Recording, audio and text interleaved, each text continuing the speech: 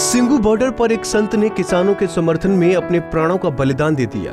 संत बाबा राम सिंह ने अपनी ही गाड़ी में लाइसेंसी रिवॉल्वर से खुद को गोली मारी। अब उनके अंतिम दर्शन के लिए शव करनाल के सिंगड़ा गुरुद्वारे में रखा गया है, जहां उनके अंतिम दर्शन करने के लिए हजारों की संख्या में संगतें पहुंच रही हैं। तो वहीं सियासी नेता भी उनके अंतिम दर्शन के लिए पहुंच रहे हैं। हरियाणा कांग्रेस प्रदेश अध्यक्ष कुमारी शैलजा भी सिंगड़ा नानकसर गुरुद्वारा साहिब पहुंची और श्रद्धांजलि दी। जी राम सिंह जी की शहादत है। सरकार इसको कुछ भी कह रही है, लेकिन मैं समझती हूँ कि जिसके मन में थोड़ी सी भी भावना होती है, वो हमारे किसान मजदूर के दुख दर्द को अपना दर्द समझता है। बाबा जी ने इनके दुख को अपना समझा, अपने ऊपर लिया, अपनी आत्मा में समाया और इस दुख के कारण उन्होंने अपनी शहादत दी। निस्वार्थ सेवा की और अब अपने जान की कुर्बानी दी। बहुत दुख की बात है कि ये सरकार इसे आत्महत्या, सुइसाइड अगर कह रही है, तो सरकार को ये भी मालूम होना चाहिए कि जब सुइसाइड होता है तो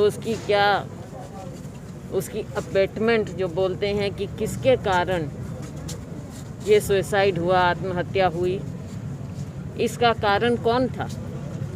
तो क्या सरकार इस बात पर कानूनी कार्रवाई करने की हिम्मत रखती है?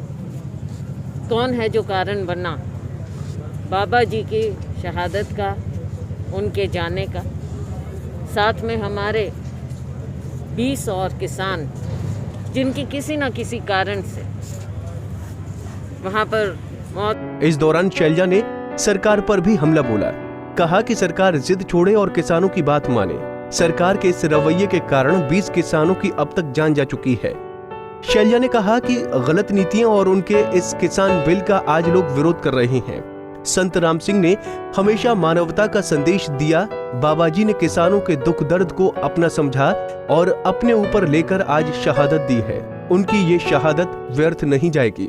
और बाबा जी की जो ये शहादत है, ये व्यर्थ ना जाए और सरकार अपना मौन तोड़े, अपना हठ तोड़े। ये जो हठ पर बैठी है सरकार, लोकतंत्र में इसकी कोई जगह नहीं होती है। जो आम लोगों की इच्छा होती है, उसके अनुरूप किसी को भी राज करना चाहिए। ये एक तरफा राज का जो सिलसिला, तानाशाही ढंग से राज चलाने का जो सिलसिला है, ये हमारे देश की ना परंपरा है, ना हमारे लोकतंत्र में, ना हमारे संविधान के अनुरूप हो सकता है। आज सरकार को अपनी आँख और कान खोलने पड़ेंगे, वरना ये जो किसान इतनी शांतिपूर्ण ढंग से अपना आंदोलन चला रहे हैं, किसान तो ज़मीन से जुड़ा हुआ है। वो कभी भी अपने कॉज के लिए जो उनका जिस दर्द को लेकर वो बैठा है, वो हिंसा की ओर नहीं बढ़ता है। उसकी मिसाल उसने पिछले इतने महीनों, इतने हफ्तों से दे रहे। अब सरकार को कहीं ना कहीं अपना हठ छोड़कर आगे बढ़ना चाहिए और किसानों की बात को सुनकर उनके जो मांग है तीनों कानूनों को वापस लेने की, उसकी ओर आगे बढ़ें।